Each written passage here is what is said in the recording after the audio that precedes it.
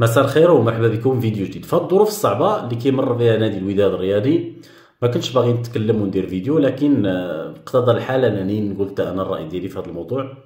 اول حاجه فقضيه سعيد الناصري في المحكمه لحد الان مازال ما تحسمش فيها، وبالتالي رسميا مازال هو رئيس نادي الوداد الرياضي. احنا ما غاديش نحكموا على الرجل، في النهايه المحكمه هي اللي تقول الكلام ديالها. الا كان فاسد فغادي ياخذ الجزاء ديالو، والا كان بريء فغادي تبينها الايام، وان شاء الله نتمناو خير كما كنقولوا. هذه الحاجه الاولى. الحاجه الثانيه، الوداد الرياضي كانت قبل سعيد الناصري وغتبقى مستمره من بعد سعيد الناصري. قبل سعيد الناصري ربحت الوداد 40 لقب، ومن بعد سعيد الناصري دابا وصلنا ل 49 لقب. اللي كيهم هي نادي الوداد الرياضي، لان نادي الوداد الرياضي ماشي ملك لا سعيد ولا المنخرطين ولا اي محب في العالم، ملك الجماهير ديالو، هي اللي هازه وهي لا تبقى هازه. الجماهير اللي كدوز الحب ديال هذا النادي من جيل الى جيل، وهذا الشيء علاش النادي باقي مستمر. هو النادي الوحيد في المغرب اللي ينافس على جميع الالقاب في كل الحقب اللي داز منها المغرب.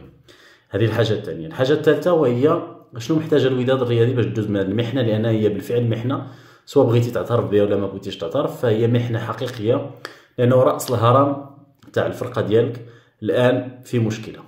وبالتالي الرساله انا للمنخرطين والناس اللي غايورين على الوداد الرياضي هما انهم يتجمعوا بهدوء، ونحاولوا ما امكن ندوزوا هذه المرحله الانتقاليه اللي غتكون صعبه، اللي تختار فيها رئيس جديد او على الاقل لجنه اللي تسير هذه الظروف هذه، خاصه واننا جبنا مدرب جديد اللي محتاج هو الثقه. اللاعبين ايضا اللي معاك محتاجين الثقه، والموسم مازال طويل والميركاتو الشتوي على الابواب، والوداد الرياضي محتاجه توقف على رجليها.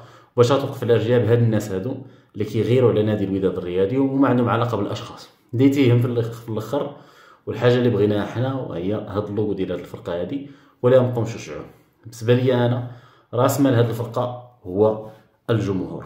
فكره اخرى وهي انه انا متاكد ان اغلبيه جمهور الوداد ما مقلقش حيت فلان او لان هذا سعيد الناصري غير قبل ايام كان كيتسب وكان الناس باغيين كله يمشي، يعني باغينو يمشي، لكن الناس مقلقه لانه تربط الاسم ديالو بنادي الوداد الرياضي، النادي تاريخي في تاريخ المغرب، النادي اللي تاسس اصلا على فكره مقاومه الاستعمار، فكره نبيله جدا. وهذا الشيء علاش الناس بغاوه والناس استثمروا فيه كما كنقولوا. نادي تاع الالقاب واجهه كره القدم المغربيه، النادي اللي كيمثل دائما المغرب احسن تمثيل على المستوى القاري والدولي، ولهذا الناس مقلقه من هذه القضيه هذه. وهذا هو الدور ديال الجمهور دابا والمسانده. بالفعل مفهوم العائله حاليا هو اللي مطلوب من جمهور الوداد، انه يتلم مع بعضياته ويحمي النادي ديالو. ما كنقولش يحميو الاشخاص الفاسدين، اللي فاسد يمشي بحاله والقضاء غادي يقول الكلمه ديالو فيه، ولكن نحميو شعار نادي الوداد الرياضي، لانه هو المستهدف دابا.